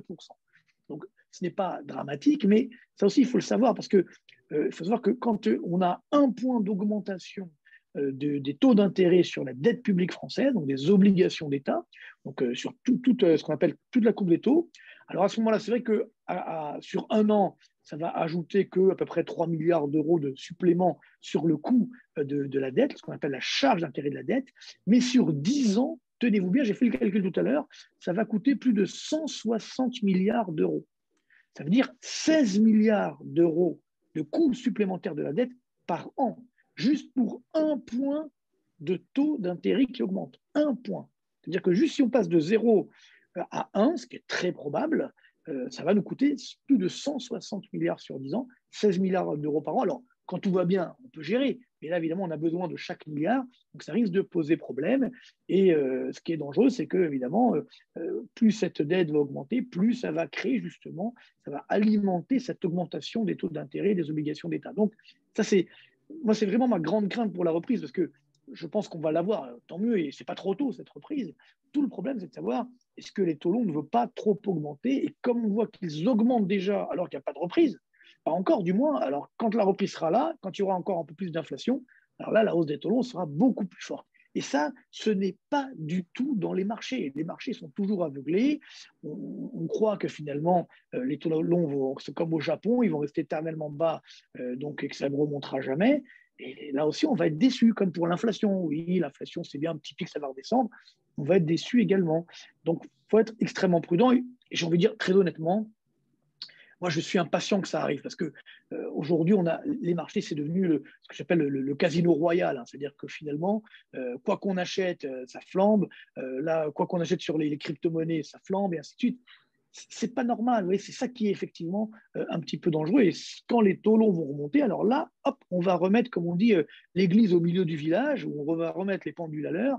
Et là, effectivement, on va moi, je pense que ça sera positif parce qu'à court terme, ça va faire mal. Ça sera positif parce qu'on va retrouver le bon sens. Pour l'instant, il n'y a plus du tout de bon sens. On investit un peu tout et n'importe quoi et ça marche à tous les coups. Donc, on n'a même plus besoin de faire de la gestion finalement. C'est trop facile. Et donc là, aujourd'hui, on a besoin justement de remettre encore une fois les pendules à l'heure. Et c'est là où justement, tous ceux qui interviennent dans votre émission, Bernard, on va en avoir besoin. On va avoir besoin justement des bons gestionnaires. Et c'est ça qui va faire la différence pour la reprise. Alors, on approche un petit peu de la fin de notre temps et je voudrais vous faire réagir. Et j'ai relu un article que vous aviez écrit il y a quelques années. Et dans cet article, j'essaie de vous citer, hein, le capitalisme avance par crise ou par bulle successive. Oui, ça c'était en disant ça. Oui, c'était dans mon livre Un monde de bulles, effectivement, le livre d'avant. Mais en fait, c'est sûr que le capitalisme, globalement, on l'oublie, hein, c'est des cycles longs. Et alors, tout le problème, c'est donc il y a des bulles qui s'enchaînent. Tout l'enjeu, c'est de sortir avant que la bulle explose. Donc, on l'a vécu, Bernard. Hein, je veux dire, et beaucoup de ceux qui nous occupent, qui nous écoutent aujourd'hui, je pense, on a eu la bulle Internet, on a eu la bulle des subprimes, maintenant on a la bulle des crypto-monnaies, on a la bulle également du numérique. Donc, tout ça fait que, effectivement, on va devoir là aussi se réveiller. Alors, peut-être avec la gueule de bois. Moi, je pense qu'en fait, la bulle devait se dégonfler. Elle avait commencé un petit peu en 2018. Si vous vous souvenez, en fin 2018, on a eu un mini crack. Après, en 2019, justement, les banques centrales ont essayé de remettre la planche à billets, mais ça ne fonctionnait pas trop. Donc, on aurait dû, dans un monde normal, avoir ce dégonflement logique de la bulle pour repartir sur des bases plus saines. Et malheureusement, on a eu cette pandémie dramatique qui a faussé complètement le jeu, qui a eu des conséquences dramatiques d'un point de vue humanitaire, mais également d'un point de vue financier, puisque ça a obligé les États à relancer la machine et les banques centrales à relancer encore plus cette planche à billets, qui est devenue évidemment complètement énorme. Donc c'est pourquoi on a finalement réalimenté la bulle. Donc là, on sort de la crise, mais finalement, la bulle ne s'est pas dégonflée. Donc ça, c'est mon livre, le dernier, le reset, justement. Il n'y a pas eu de reset. Donc c'est ça qui est dangereux. C'est comme il n'y a pas eu de reset, effectivement, on reste sur une situation où on n'a pas digéré la bulle qui donc ne s'est pas dégonflée. Donc on va sortir de la crise avec une bulle qui va devoir se dégonfler. Le problème, c'est que normalement, pour relancer la machine quand la bulle se dégonfle, et bien justement, on baisse les taux, on fait de la relance budgétaire, on fait de la planche à billets, sauf que tout ça, on l'a déjà fait. Donc, comment va-t-on faire pour gérer la prochaine bulle? Alors, il y a ceux qui disent, justement, on ne va jamais laisser la bulle éclater, donc on va continuer comme ça, sauf que ça n'existe pas, hein. Les arbres ne montent pas au ciel, comme a-t-il, il s'agirait de séquoia. Donc, ce qui veut dire que, globalement, tôt ou tard, ça va devoir repartir à la baisse. Donc, plus ça tarde, plus la bulle sera énorme et plus ensuite son éclatement fera extrêmement mal. Et je termine parce qu'il y a un rapport du CAE, vous savez, le CAE, c'est certains économistes qui dépendent du Premier ministre qui viennent de sortir là, et ça m'a amusé parce que c'est un journal allemand qui m'a fait une interview aujourd'hui sur le sujet. Il m'a dit, alors qu'est-ce que vous en pensez, les Français? Donc dans cette étude du CAE, d'économistes français, proches du gouvernement, on nous dit, finalement, les règles budgétaires, ça ne sert à rien. Donc, il faut continuer comme ça à augmenter la dette, puisque de toute façon, les taux d'intérêt sont bas. Et vous voyez comme quoi ça devient extrêmement dangereux, ce qu'on appelle en théorie des jeux un aléa moral. C'est-à-dire que finalement, c'est comme là, on dit, j'ai la ceinture de sécurité, j'ai la BCE qui achète la dette publique, donc comme j'ai ma ceinture de sécurité, je peux faire du 350 km/h sur l'autoroute ou sur des petites routes de campagne. Ah oui, mais d'accord, mais sauf qu'il peut avoir un platane, quoi. Ça peut être très dangereux. Et même votre ceinture de sécurité, ça risque d'être fatal. Donc non, c'est ça qui est dangereux aujourd'hui. On se dit, non, comme c'est la Banque centrale européenne qui achète la dette publique, donc la planche à billets, on peut continuer comme ça, allez, on y va, il n'y a plus de règles. Ça, c'est extrêmement dangereux. Et puis, très honnêtement, nous, les Français, nous sommes devenus les premiers fournisseurs de dette publique de la zone euro. C'est nous qui amenons le plus de dette publique dans l'ensemble de la zone euro, plus de 24%, mais devant les Italiens. C'est la première fois que ça arrive, donc ça a commencé en 2020. Donc, je ne pense pas qu'on a de quoi donner des leçons, si vous voyez ce que je veux dire. Donc, on voit le danger de ce taux d'intérêt artificiellement bas, on fait n'importe quoi. Voilà. Et donc, encore une fois, si on doit réduire les déficits, si on doit réduire la dette, ce n'est pas pour faire plaisir à Bruxelles, c'est pour nos enfants et nos petits-enfants, pour leur éviter d'avoir à gérer des difficultés dramatiques, comme malheureusement nos prédécesseurs, depuis les années Mitterrand jusqu'à dernièrement, ils n'ont pas du tout pensé à nous, ils ont laissé continuer, on augmente la dette, puis on verra bien, on sera plus au pouvoir quand ça arrivera, et voilà. Et donc, nous, on est obligé de gérer aujourd'hui. Donc, ça, ce n'est pas responsable. Donc, ce n'est pas ce qu'on demande aux économistes ou aux politiques. Justement, on leur demande de voir sur le plus long terme. Je comprends que les marchés, ils voient effectivement sur le court terme. On a besoin de voir sur le plus long terme. Donc, c'est absolument l'important de retrouver le bon sens. Et est-ce que vous pensez que les politiques pourraient être tentés, comme dans la fin des années 70, de laisser filer l'inflation pendant quelques années, histoire de nettoyer tout ça, en jurant qu'ils ne le font pas exprès, mais voilà, allez, on va dire 3 ans à 10% d'inflation, et puis c'est 30% qui s'envolent. Le problème, c'est que ça, c'était possible, entre guillemets, parce qu'on avait à l'époque, justement, un monde relativement fermé, etc. On avait des barrières douanières. Bon, vous voyez, là, aujourd'hui, si jamais il y a un pays qui fait beaucoup d'inflation et pas l'autre, ça va être effectivement catastrophique. Donc, il faut faire, je ne crois pas au risque d'hyperinflation. Vous savez, l'inflation, c'est comme le dentifrice. Vous connaissez cette image, hein. J'emploie beaucoup d'images aujourd'hui. C'est-à-dire, quand on appuie sur le dentifrice, évidemment, vous ne pouvez plus remettre après le dentifrice dans la boîte, quoi. Donc, dans le tube. Donc, c'est ça qui, effectivement, qui est très dangereux. C'est qu'une fois qu'on a lâché l'inflation, comment voulez-vous la contrôler? Donc, c'est un jeu extrêmement dangereux. Donc, oui, à 3-4% d'inflation, mais attention, si on s'amuse à laisser l'inflation filer à 10%, ça peut nous coûter extrêmement cher, avec derrière beaucoup d'États qui sont extrêmement dangereux. Même s'il y a la zone euro, vous savez, ça peut faire exploser la zone euro, parce que justement, dans la zone euro, il y a des pays qui n'ont pas du tout fait la même politique face à l'inflation. Donc, ça pourrait faire exploser la zone euro. Juste pour terminer, pour un exemple, il y a des pays justement qui ont voulu laisser filer l'inflation, type l'Argentine, etc. Regardez ce que ça leur a coûté. C'est extrêmement douloureux. Et rappelez-vous l'Argentine, parce qu'on a vécu aussi cette crise en 2000. À l'époque, c'était 1 peso égale 1 dollar. Vous savez, on est à combien aujourd'hui? Il faut plus de 90 pesos pour 1 dollar. Mais bon, est-ce que c'est vraiment sérieux de comparer l'Argentine à la zone euro? Non, bien sûr que non, bien sûr que non. Ce que je veux dire par là, c'est qu'il faut bien prendre conscience qu'aujourd'hui, ce qui m'embête, c'est de laisser filer. Vous comprenez? C'est-à-dire de perdre le contrôle en laissant croire qu'on a le contrôle. C'est un peu ce qu'on a fait avec les taux et avec le déversement d'argent. On a laissé filer la baisse des taux, et à un moment, tout le monde s'est réveillé en disant ben, les taux négatifs, pourquoi pas? Puis on a eu les taux négatifs. Et puis là, ben, je ne sais pas qui me disait la dernière fois, mais dans ce monde, on est en train de manquer de tout sauf d'argent. Ben, c'est ça le problème, c'est que l'argent, c'est l'expression, l'argent n'a plus de valeur. C'est ça le danger, c'est ça l'inflation. C'est qu'aujourd'hui, on a créé effectivement cet argent ex nihilo sur la base de rien. Donc, généralement, on sait comment ça se termine mal.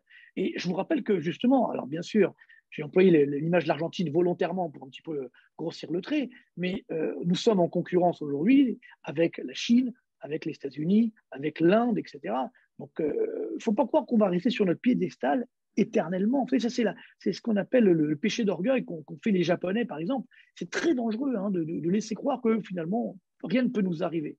Je pense qu'aujourd'hui, on a un vrai danger et qu'on peut être déclassé. Hein, vous savez que on le voit aujourd'hui, le poids du PIB de la zone euro, c'était c'était 26% dans les années 80. Bon, la zone euro n'existe pas, mais si on recalcule les pays qui sont aujourd'hui dans la zone euro, aujourd'hui, on est tombé à 11%. C'est ce que je veux dire. Donc, il faut être prudent aujourd'hui. On n'a plus, je veux dire, la même force. Et donc, il ne faut pas croire qu'en laissant filer comme ça, on arrivera entre guillemets, à en sortir gagnant. Donc, je pense que c'est notre rôle, justement, d'économiste aujourd'hui à dire, attention, il ne faut pas laisser filer n'importe comment. Oui, mais dans des proportions, on va dire, mesurées. Et on a eu une crise dramatique, c'est bon, j'espère qu'elle sera terminée bientôt. On l'a gérée. Maintenant, il ne faut pas se laisser piéger en disant, ben, on continue comme ça éternellement. Merci beaucoup, Marc. Avec plaisir, Bernard. On vous dit à dans 15 jours, portez-vous bien et on espère qu'on aura de très bonnes nouvelles dans 15 jours. J'espère aussi. Voilà. C'est maintenant, bonne soirée. C'est maintenant au tour de Stéphane Samucci. Bonsoir Stéphane. Bonsoir Bernard, bonsoir à tous. Voilà. Alors Stéphane, vous êtes venu ce soir nous parler du patrimoine environnemental, donc un peu différent de ce dont nous avons conversé avant, mais tout aussi important. Pour vous introduire de manière très financière, il y a un sujet qui est la tonne de carbone qui s'achète et qui se vend aujourd'hui sur les marchés pour essayer d'équilibrer un petit peu à un niveau, on va dire, macro, cette production de gaz carbonique qui ensuite doit être évacuée, donc soit par la nature, qui a de plus en plus de mal à faire son travail, soit par d'autres technologies et d'autres choses. Et donc, ce prix-là, cette tonne est en train d'exploser parce qu'on en produit trop, et donc il faut essayer de la ramener. Donc l'environnement au cœur de beaucoup de choses et allons-y. Allez-y et dites-nous comment vous voyez-vous ce patrimoine environnemental. Oui, tout à fait. Bernard, en fait, on va parler un petit peu moins d'argent et un petit peu plus de nature. Alors, juste simplement pour introduire la partie sur les émissions de CO2, voilà, il y a plusieurs pays qui sont, et notamment l'Union européenne, qui discutent depuis de nombreuses années sur le carbone et puis une loi à ce niveau-là. On voit qu'il y a beaucoup de difficultés au niveau des pays européens à trouver une entente à ce niveau-là.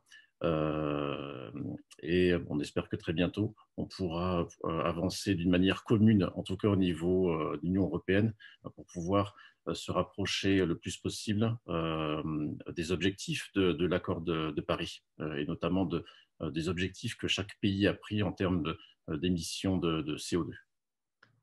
Donc, lorsque l'on parle de patrimoine, je pense que la première chose qui vient à la majeure partie à l'esprit de la majeure partie des gens, c'est le patrimoine immobilier. Donc, votre maison, votre appartement ou le terrain que vous possédez, ou bien le patrimoine immobilier, donc votre véhicule ou le capital que l'on peut avoir sur son compte en banque. Mais le patrimoine, c'est bien évidemment, vous le savez, c'est un terme assez vaste qui donc englobe des choses matérielles, comme je viens de vous le dire, mais aussi des choses immatérielles, comme la culture, la religion ou la nature. Et c'est logiquement comme activiste, écologiste que je suis, que donc je viens ce soir vous parler de patrimoine environnemental et du patrimoine naturel. Alors, je ne prétends pas vous faire un exposé sur le patrimoine environnemental, mais voilà, donner à vos auditeurs quelques chiffres et quelques éléments de réponse à ce niveau-là. Donc, comme je pense que tout le monde le sait, c'est l'UNESCO, donc une organisation internationale gouvernementale sous l'égide des Nations Unies, qui est en charge de répertorier le patrimoine mondial, culturel ou naturel. Au jour d'aujourd'hui, il y a 1121 biens qui sont répertoriés comme patrimoine mondial à l'UNESCO. Et alors, on est français, on va parler un petit peu de la France dans un premier temps. La France compte 45 biens qui sont donc répertoriés au patrimoine mondial de l'UNESCO. 39 sont des biens naturels. Je donne juste un exemple. Parmi ces 39 biens culturels, il y a le Mont Saint-Michel et Sabé, qui est un endroit privilégié des Français et qui est mondialement connu. Et aussi, parmi ces 45 biens, 5 sont naturels et 1 est mixte. Alors, les mixtes, c'est ce qu'on appelle les biens qui sont à la fois culturels et naturels. Maintenant, si on revient au Portugal, notre pays d'accueil, le Portugal contient le Portugal a 17 biens répertoriés à l'UNESCO au jour d'aujourd'hui. 16 sont des biens culturels et 1 naturel, dont 3 sont aux Açores et 1 dans les îles de Madère. Alors, la définition de patrimoine, et c'est la définition qu'utilise l'UNESCO, a 2 notions. La notion d'héritage du passé, dont nous profitons aujourd'hui, et de ce que nous transmettons aux générations à venir. Et c'est toute la philosophie de l'écologie qui est donc de se préoccuper de l'héritage que la nature nous laisse, d'en profiter, mais surtout de la préserver pour les générations futures. Et c'est pour ça, je pense que chaque Français qui va s'installer dans un pays étranger se doit de respecter l'environnement de son pays d'accueil, que son pays d'accueil lui propose, afin de garantir sa conservation. Alors, au Portugal, les Français vont inévitablement à la plage. Et donc, je prendrai l'exemple plus concret pour vos auditeurs de la plage et des dunes de Costa da Caparica. Les dunes, beaucoup le sait, c'est un élément fondamental pour l'équilibre et pour la biodiversité. Et les dunes, en fait, jouent un rôle de protection du littoral en faisant effet de barrière naturel à l'avancée de la côte sur les terres. Et il y a au jour d'aujourd'hui un projet qui est mené par la mairie de Costa da Caparica qui vise à promouvoir la restauration écologique et la récupération du système dunaire de cette plage.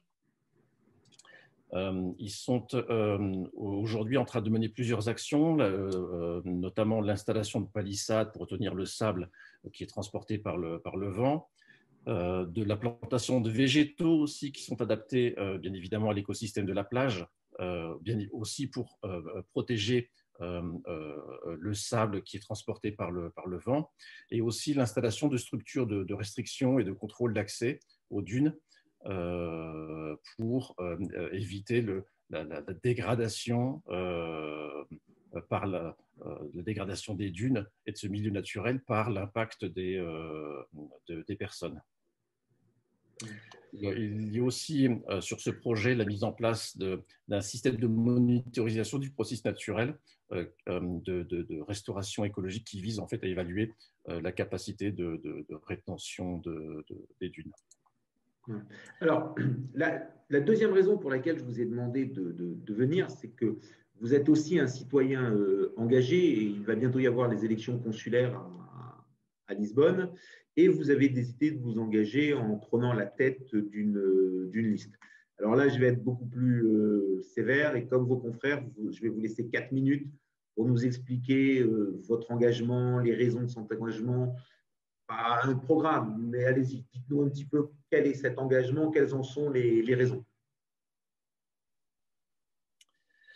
Oui, Bernard. Bien, après les élections de 2014, c'est en fait la deuxième fois que les Français de l'étranger vont avoir l'opportunité d'élire leurs élus de proximité. Sauf que cette fois-ci, les électeurs au Portugal vont avoir le choix de l'alternative, puisqu'ils vont avoir 6 listes. Il y a 6 listes qui sont engagées dans ce scrutin, au lieu de 2 en 2014. Et donc, les électeurs qui ont été déçus par les élus sortants vont pouvoir, cette fois-ci, choisir de renouveler leurs représentants. La liste Agissons ensemble Europe Écologie Les Verts, pour laquelle donc, je serai tête de liste à la fin de ce mois de mai, cette liste est au visage de la communauté française du Portugal, puisqu'elle est composée d'hommes et de femmes qui sont actifs dans le secteur privé ou public, de jeunes, de retraités. Tous sont installés depuis 10 voire 20 ans au Portugal, donc ce sont des gens parfaitement intégrés et des gens d'expérience de vie au Portugal. Les valeurs fondamentales de notre liste, c'est l'écologie et la solidarité. Mais ce soir, je voudrais mettre l'accent sur notre méthode et sur nos engagements. Au niveau de notre méthode, les Français du Portugal, ils ont besoin d'être écoutés, d'être compris. Et nos concitoyens ont besoin d'élus qui agissent afin d'obtenir des résultats concrets qui permettent d'améliorer leur quotidien. C'est ça le rôle d'un conseiller des Français de l'étranger. Eh bien, au niveau de mes engagements, si les électeurs me font confiance à ce scrutin, afin de les écouter et d'être toujours au fait des problématiques qu'ils rencontrent, je m'engage à organiser une consultation dès le premier mois du mandat, puis une consultation chaque année et si nécessaire en cas de situation d'urgence. On a eu un exemple lors de ces derniers mois avec la pandémie du coronavirus. En cas d'urgence, je m'engage à lancer immédiatement une consultation des Français. Ceci permettra de pouvoir reporter, c'est le rôle d'un conseiller consulaire, de reporter les problématiques des Français du Portugal à l'ambassade de France. Aussi, dans mes engagements, donc je m'engage à rendre des comptes régulièrement aux Français du Portugal sur toutes les discussions lors des réunions avec l'ambassade et sur tous les travaux qui seront effectués par les conseillers des Français de l'étranger. Et enfin, pour terminer, je m'engage à apporter systématiquement une réponse à toutes les sollicitations spontanées des Français de l'étranger Alors, je ne dis pas que je répondrai positivement à tout le monde, c'est mentir. En tout cas, je m'engage à fournir une réponse argumentée dans des délais respectables donc encore une fois, à toutes les sollicitations. D'accord. Alors, bon, votre programme, il est complet, je l'ai rapidement parcouru, je pense que tous les gens qui sont intéressés l'ont aussi lu. En plus, dans une quinzaine de jours, il va y avoir un grand débat, ou peut-être même 2 débats sur la French Radio auxquels vous serez bien entendu conviés. Vous aurez tout à l'heure de l'exprimer. Ce que je voudrais, c'est vous proposer un petit exercice qui est certes un peu difficile, mais si vous voulez bien vous y prêter, ce sera parfait. Si on devait résumer votre programme en une phrase, quelle serait-elle? En une seule phrase, eh bien, écoutez, je dirais à vos auditeurs, pour plus de consultation, de réactivité et de résultats concrets, et aussi pour plus de solidarité et d'écologie, choisissez le renouveau dans vos événements. Ça y est, là, on est sur une phrase rallonge. Donc, pour vous résumer, plus de consultation, plus de réactivité et pour obtenir des résultats concrets. Pour obtenir des résultats concrets. Pour obtenir des résultats concrets, quelque chose qui vous tient à cœur. Merci beaucoup Stéphane, on vous souhaite bonne chance. Merci. Et on vous dit à très bientôt sur la French Radio pour le grand débat. Merci beaucoup, merci à tous, au revoir. Bonne soirée. C'est maintenant au tour de Sylvie Chisportif du groupe Saint-Ferdinand Immobilier. Bonsoir Sylvie. Bonsoir Bernard. Comment allez-vous? Merci. Très bien, et vous? Ça va très très bien. Ça va très très bien. Alors, ça fait plus de 30 ans que vous faites ce métier dans l'immobilier. Vous avez, avec votre mari, créé le groupe Saint-Ferdinand Immobilier et vous êtes spécialisé sur le marché parisien résidentiel et tout particulièrement dans l'Ouest, avec bien sûr une extension sur le Valois et sur Neuilly. Et nous, on vous a demandé de venir pour parler concrètement, pour que vous nous fassiez un peu remonter ces histoires du terrain. Donc, on lit la presse, on lit les journaux, on voit les chiffres, l'immobilier baisse, l'immobilier monte, les gens partent à la campagne, les gens veulent ci, les gens veulent ça. Concrètement, les gens qui viennent dans vos agences ou peut-être qui téléphonent dans vos agences parce que maintenant on se déplace un peu moins qu'avant, qu'est-ce qu'ils vous demandent et qu'est-ce que vous sentez avoir changé? Alors, pour nous, il y a 2 grands changements qu'on observe depuis cette période terrible qu'on a traversée. La première grande évolution qu'on n'a jamais sentie depuis ces 20 dernières années, ce sont des problèmes de financement chez nos acquéreurs. Donc, c'est vrai que nous sommes installés dans des régions, dans l'ouest parisien qui, jusqu'à présent, regroupent des personnes qui ont en général un financement déjà bouclé quand ils viennent nous voir.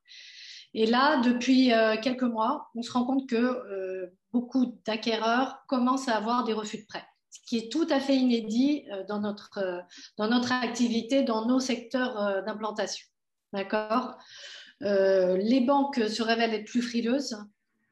Vous avez des délais de traitement des dossiers qui sont beaucoup plus longs qu'auparavant. La faute au télétravail de pas mal de monde dans le secteur financier. Ils n'ont pas les outils, je pense, adéquats. Donc, vous avez des dossiers qui dérapent dans le temps énormément. Et aussi des crédits qui ont été resserrés. On le sent nettement dans notre quotidien aujourd'hui.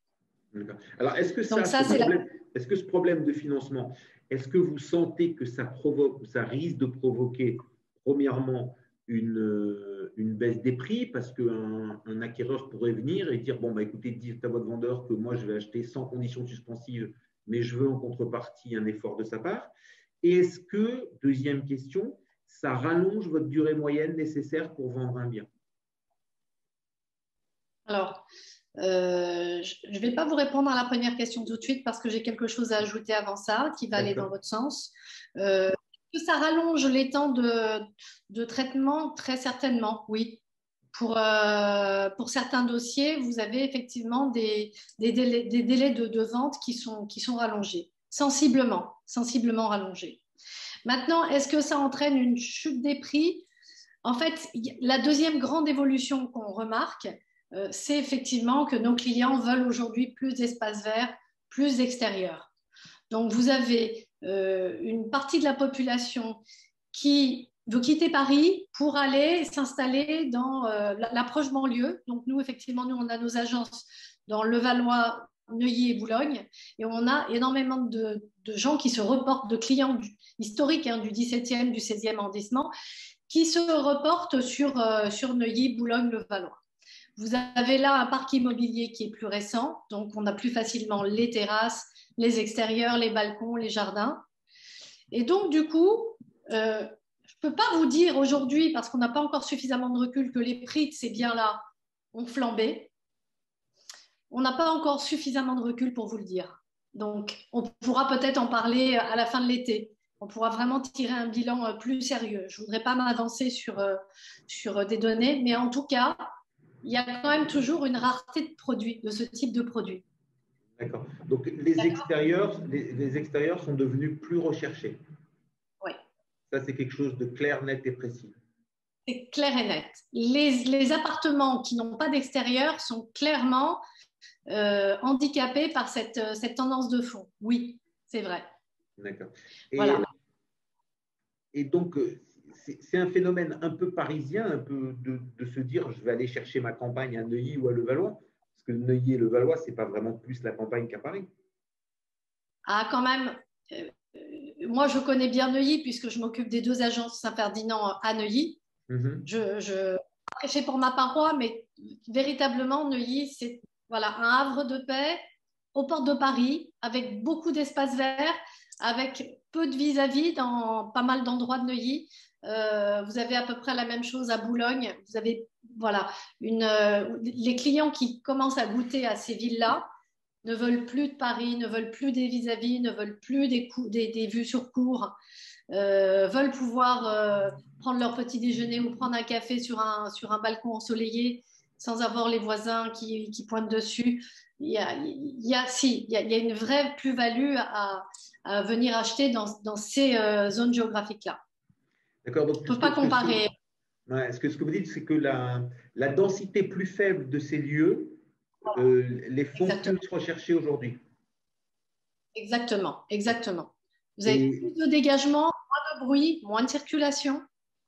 D'accord. Donc, les gens qui ne veulent pas s'exiler à plusieurs centaines de kilomètres de Paris recherchent les proches banlieues. Oui. D'accord. Donc, Neuilly, pour vous, c'est un peu une ville d'avenir? Écoutez, pour nous, les proches banlieues chics sont effectivement des endroits très recherchés par nos clients du 16e, du 17e, du 7e arrondissement. Tous les clients des beaux quartiers, oui, commencent à se tourner vers Neuilly, vers Boulogne, vers Levallois. Et alors, une autre question, quand la pandémie a démarré, automatiquement, elle a d'abord stoppé, puis freiné, puis restoppé le tourisme. On sait que beaucoup de petites surfaces sont consacrées à de la location touristique, d'autres sont consacrées à de la location à des étudiants. Beaucoup d'étudiants de province ne sont même pas venus parce que les cours se faisaient en distanciel. Et il y a aussi dans les entreprises beaucoup de transferts de personnel qui vont venir s'installer 2 mois, 3 mois, 4 mois dans une ville. Et, toute cette capacité à louer à court terme avait fait beaucoup monter le prix des petites surfaces. Est-ce que c'est quelque chose qui s'est corrigé ou qui se corrige ou il y a toujours autant d'appétence pour un 30 ou 40 mètres carrés? Non, je pense qu'il y a toujours autant d'appétence, comme vous dites. Les petites surfaces se vendent toujours très bien, très rapidement. C'est très liquide. Ça atteint parfois des prix du mètre carré qui sont très, très soutenus. Donc, non, je pense que les clients voient au-delà de la crise. Et voilà, il y a toujours autant de demandes pour ce type de petites surfaces, que ce soit en locatif ou pas d'ailleurs. Mais il y a un vrai marché sur les petites surfaces. Aujourd'hui, vous, sur le marché immobilier, le principal nuage que vous voyez, que vous décrivez, c'est le nuage du crédit. C'est exactement ça. Oui, c'est exactement ça.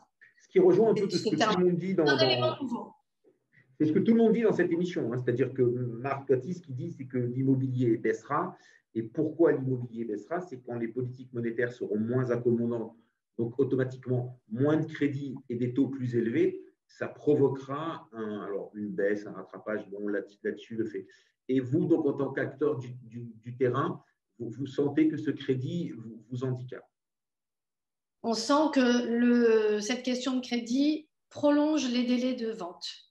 Voilà. On sent qu'effectivement, on est face à des problèmes de financement qu'on n'avait pas auparavant. Donc, effectivement, ça rallonge les délais. Oui, alors, aujourd'hui, les délais, c'est quoi? On va s'attendre à quoi? Allez, un appartement, on va dire classique, hein, pas un appartement superbe, pas un appartement avec plein de défauts non plus. Donc, on va prendre un appartement moyen petit et un appartement moyen grand.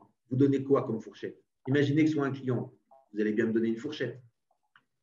Je vais vous donner une fourchette, mais tout dépend de votre volonté à écouter ce que je vais vous dire ou pas. Vous avez des clients. Alors, si vous êtes quelqu'un qui écoute, qui suit ma recommandation, en principe, le bien, il peut se vendre sous un mois. On peut trouver un acquéreur si le prix est bien fixé, en accord avec le prix de marché. Voilà, le marché est quand même actif, voire très actif. Se vendent. Maintenant, si vous avez une idée fixe et que vous voulez un prix qui est en fourchette haute, voire déraisonnable par rapport aux caractéristiques de votre bien, du coup là, le délai de vente va se prolonger. Mais quand vous dites que le délai de vente va se prolonger, si on veut un prix déraisonnable, on va finir par vendre quand même? Ou on va finir par… Pardon? Non, on finira par vendre. Bien sûr, on finira au prix déraisonnable? Ou on finira par vendre au prix raisonnable après vous avoir écouté? On finira, en principe, on finira par vendre au prix raisonnable. D'accord. Ça aura mis du temps. Il aura fallu recevoir plusieurs offres trop loin de ce qu'on attend, mais en vérité, des offres qui collent au marché. Mais il aura fallu que le propriétaire fasse un cheminement pour se rendre à l'évidence. Et soit il se dit, je suis prêt à accepter ce prix qui n'est pas celui que j'attendais, soit il peut aussi se dire ce qui nous arrive, je le retire de la vente et j'attends. Je garde en patrimoine et j'attends de voir comment les prix vont évoluer. Voilà. OK. Eh bien, merci beaucoup, Sylvie. Donc, je rappelle, Saint-Ferdinand Immobilier, vous êtes présente dans le 17e, à Neuilly, à Levallois et dans le 15e. J'ai rien oublié? Et dans le 7e et à Boulogne. Et à le 7e et à Boulogne. Merci beaucoup. Voilà. À très bientôt quand on reviendra sur ce marché. Passez une bonne soirée. Au revoir. Merci beaucoup. C'est maintenant au tour de Grégoire. Bonsoir, Grégoire. Bonsoir Bernard, bonsoir à tous. Comment allez-vous? Très bien, merci. Super. Alors, notre projet, Grégoire, quel est notre projet du jour? Le projet de la semaine chez Reisers, c'est une opération à Marseille, dans le quartier du Panier. Vous connaissez probablement le Panier. Donc, c'est un quartier dans le 2e arrondissement de Marseille qui est en plein renouveau et qui a notamment été un petit peu remis au goût du jour avec la série Plus belle la vie. D'accord. Donc, c'est un opérateur marseillais, enfin, c'est un duo d'opérateurs marseillais qui réalise une opération de marchand de biens, donc qui consiste à acheter 5 lots dans un immeuble et notamment d'en fusionner, parce qu'ils achètent 3 lots sur un dernier étage, des chambres de service qu'on appelle des chambres de bonne. Ils les réunissent pour faire notamment pour faire un bel appartement. Ils achètent à un prix relativement bas parce que justement, il y a cette opération de regroupement à réaliser. Et donc voilà, il y a déjà un lot donc sur les 3, parce qu'il y a 3 lots qui sont réunis. Au final, il y aura 3 lots sortis, mais sur les 3, il y en a déjà un qui est pré-commercialisé. Et donc, nous, on intervient sur le financement de l'acquisition de ce foncier. Il n'y a pas d'autres financeurs dans le tour de table. Et on propose donc d'investir sur une période de 12 mois, c'est relativement rapide, à un taux de 9%. Pour nos investisseurs. Donc, on a en contrepartie pris une garantie qui est une inscription hypothécaire inscrite en premier rang sur les lots restants à vendre. Donc, le lot qui est déjà sous compromis, celui-ci, on ne pourra pas prendre d'hypothèque, mais sur les lots restants, on a une garantie hypothécaire. Voilà, donc une opération… Et alors, attendez, parce que en prenant l'habitude de suivre vos opérations, j'ai vu que ces opérations-là, quand il y avait plusieurs lots à vendre, c'était remboursé de manière partielle aux investisseurs. Donc, exactement. Vous ne prenez pas d'hypothèque sur le lot qui est déjà vendu, mais il contribuera à rembourser l'investisseur aussi? Exactement. On est sur un format de remboursement, ce qu'on appelle amortissable, au fil des ventes. D'accord. l'opérateur cède un bien, eh bien nous, on est remboursé sur la quote-part du foncier qui a été cédé. Donc, effectivement, c'est une durée affichée de 12 mois, mais qui est en réalité une durée maximum et qui, très probablement, sera plutôt découpée en 2 ou 3 remboursements, avec, a priori, une première tranche de remboursement très rapide qui devrait plutôt avoir lieu à horizon 3 mois. D'accord. Et avec toujours cette garantie de taux de 6 mois? Donc, dans cette opération, en l'occurrence, on garantit un taux minimum de 4%. Donc, s'il revient à 5 mois et demi de taux garanti. C'est-à-dire que si effectivement l'opération se déboucle en 2 mois, bon, sur la quote-part remboursée, il y aura eu 4% de taux fixe rémunéré, ce qui ramène à un taux de rendement autour de 15-16%. D'accord. Et cette opération, elle va démarrer quand? Elle va démarrer, normalement, nous allons l'annoncer en fin de semaine sur la plateforme. Donc, en fin de semaine pour un démarrage lundi prochain, c'est ça? Ce sera plutôt une communication jeudi pour une ouverture vendredi, si on veut être un petit peu plus précis. Donc, pour rappel pour les auditeurs, ça se passe sur Raizers, raizers.com. Il suffit de créer un compte en quelques minutes, c'est gratuit et c'est facile. Et avec un code parrain French Radio 21, vous bénéficiez de 100 € offerts pour votre premier investissement sur la plateforme. French Radio, tout en minuscules et 21 en chiffres, c'est ça? C'est ça. Merci beaucoup Grégoire, bonne soirée, à très bientôt. Au revoir. Et j'en reviens donc à David avec mes questions. David, vous êtes toujours avec nous? Toujours là. Ok. Alors, cette épargne et cette inflation. Donc, on a vu avec vous et ensuite avec Marc que l'épargne, elle n'est pas vraiment épargnée, qu'elle est partie en bourse, qu'elle s'est un petit peu multipliée avec des gains boursiers puisque le Nasdaq et les autres indices américains sont records. Qu'ensuite, elle va dans les magasins qui réouvrent. Donc, tout ça, aux États-Unis, vous le constatez, vous nous l'avez expliqué. Comment ça va se passer en France? Votre opinion à vous là-dessus? On peut regarder, pour nous servir de guide, ce qui s'est passé à l'ouverture qui a suivi le premier confinement en 2020. On a déjà vu à quoi ça ressemblait, hein. On a eu une progression, alors je parle de tête, mais progression du PIB en France qui était de l'ordre de 8%, je crois, sur le trimestre estival qui a suivi le confinement de 2020.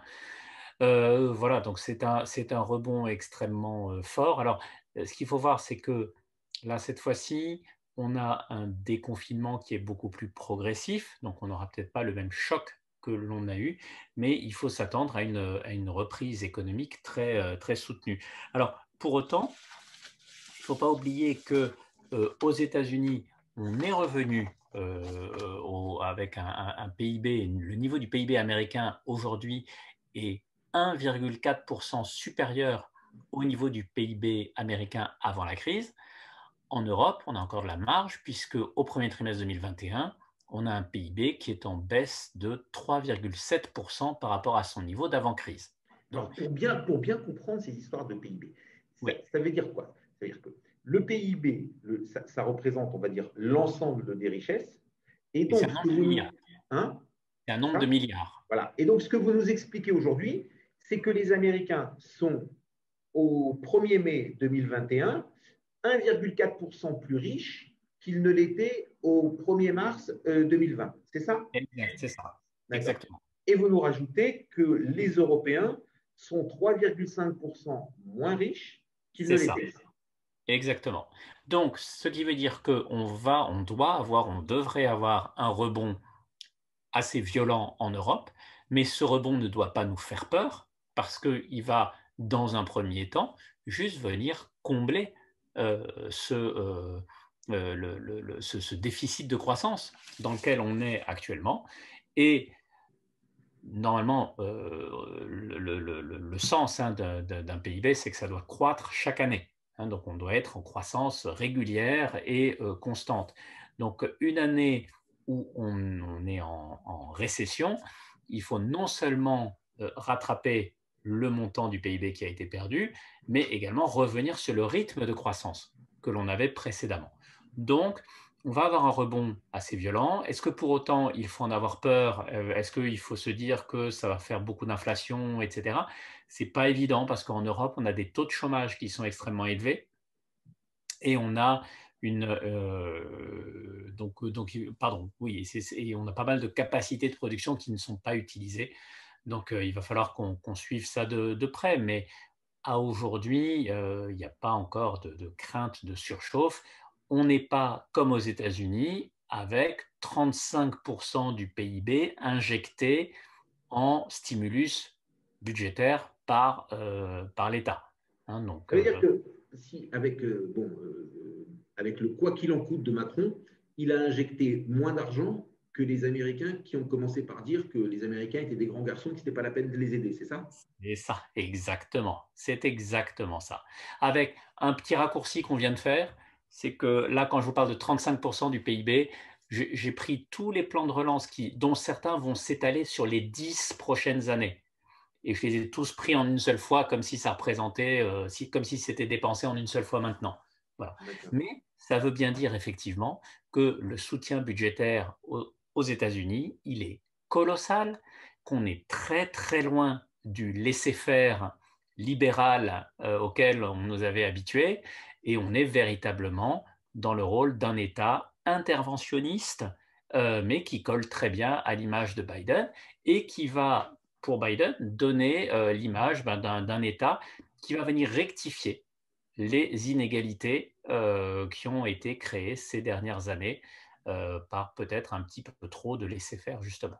Et ces 35% mis bout à bout, une partie est imputable à Trump et à son administration. Non, puisque là, on parle, les 35%, c'est le 1,9 trillion de dollars du plan de relance Biden, suivi des autres plans de relance Biden qui ont été annoncés d'investissement. Donc, c'est l'ensemble des plans Biden qui font 35% qui viennent se rajouter aux premières aides qu'avait lancé l'administration Trump, c'est ça? Tout à fait, oui, tout à fait. C'est bien ça. OK. Alors, j'ai Maël qui est avec nous. Bonsoir Maël. Bonsoir. On va vous donner le mot de la fin. Vous avez religieusement écouté tout le monde. On a eu une émission très très dense avec des points sur l'inflation, sur les taux. On retrouve ça avec Sylvie Chichportich qui dit que c'est son principal nuage aujourd'hui. Vous voyez ça comment? On y va vers cette inflation, vers cette hausse des taux? On n'y va pas Comment vous analysez ça chez Wellins? Je dirais que je suis assez d'accord avec David. Je dirais que ce n'est pas pour tout de suite. On va forcément y arriver un jour, mais ce n'est pas pour tout de suite. Et à mon avis, on a un petit peu de temps avant de voir venir. C'était très intéressant l'intervention de Sylvie. Pour l'immobilier, c'est vrai qu'on parle de baisse du coût de l'immobilier à Paris. Finalement, maintenant, on parle de remontée. Néanmoins, le facteur bloquant, je dirais que c'est le financement. Et donc, les taux sont au plus bas, mais c'est de plus en plus dur de se financer. Donc, on est dans une situation un petit peu particulière. Donc, ça serait un peu ma conclusion de la fin. C'est savoir comment ça va évoluer. Est-ce que les prix vont remonter? Est-ce que les taux de crédit vont remonter? Et à ce moment-là, est-ce que les banques, du coup, financeront plus facilement? Parce que là, elles ne gagnent rien, clairement. Et donc, elles gagneront peut-être mieux leur vie demain. Et donc, elles seront peut-être plus à même de proposer du financement. Et donc, il faut acheter des banques. Si les taux remontent. Si les taux remontent, c'est bon pour les banques. Si c'est bon pour les banques, c'est bon pour la bourse. Ouais. Voilà. Et ce que nous dit David dans son introduction, c'est que la hausse des banques américaines est très forte. La hausse des bénéfices des banques américaines, oui. Et la hausse des cours aussi. Il a dû se corréler aux bénéfices. Voilà. Et Warren Buffett, que vous citiez, disait que la seule banque américaine qui vaille le coup d'être achetée, c'est Bank of America. Voilà. Donc, si on écoute tout le monde, on achète des banques, on ne vend pas son immobilier, surtout pas si on a la chance d'avoir quelque chose à Neuilly ou à Boulogne, et on fait très attention à ce nuage de dette et d'inflation. Il est maintenant temps de vous quitter, de vous souhaiter une bonne soirée, et on vous donne rendez-vous dans 15 jours. Thierry, on vous rend l'antenne. La French Radio. Portugal.